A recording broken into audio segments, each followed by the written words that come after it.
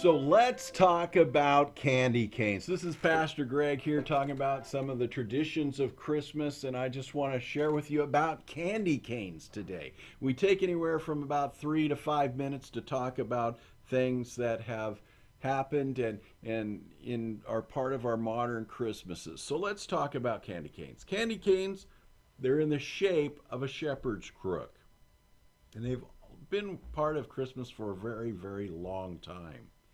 In fact, we have a legend that goes back to about 1670 that the choir master of Cologne Cathedral had a special crook bent sugar stick made to hang out to his young singers to keep them quiet during the living uh, nativity scene.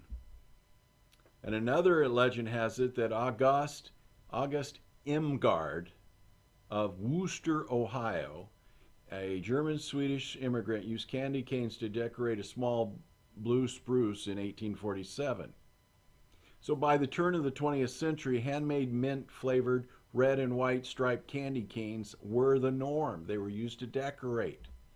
And in the 1920s, a candy maker by the name of Bob McCormick began to make striped peppermint flavored Christmas treats for his children, friends, and local shopkeepers in Albany, Georgia. So by 1950, Gregory Keller, Bob McCormick's brother in law, invented a machine that automated candy production and made Bob McCormick's candies accessible to the world. So that's where they came from. But let's talk about the little history, the little legend of why the candy canes were made. And there's a wonderful legend that you can use with your kids. First of all, they're created in a J or a shepherd's hook. The J obviously is the symbol for Jesus. The shepherd's hook, if you turn it upside down, then tells us that it reminds us that he is the great shepherd who came for his people, his sheep. We're also reminded that it's made out of a hard candy, reminding us that Jesus is the rock of ages, that he is the one you can build your life on because he will not fail you, he will not break. It's made out of white because it's a symbolize the purity of Christ.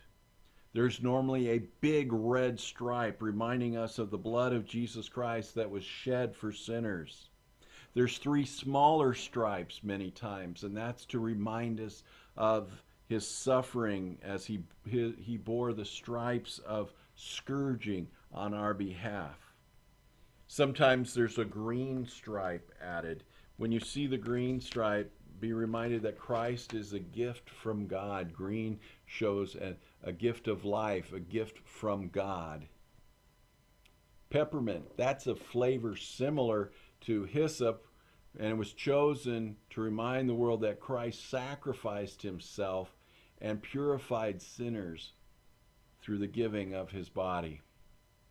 Therefore, the message of salvation is incorporated into the sweet, into the candy cane. And every time we eat those candy canes at Christmas, you can stop and remind your kids the picture of Jesus in this wonderful little treat.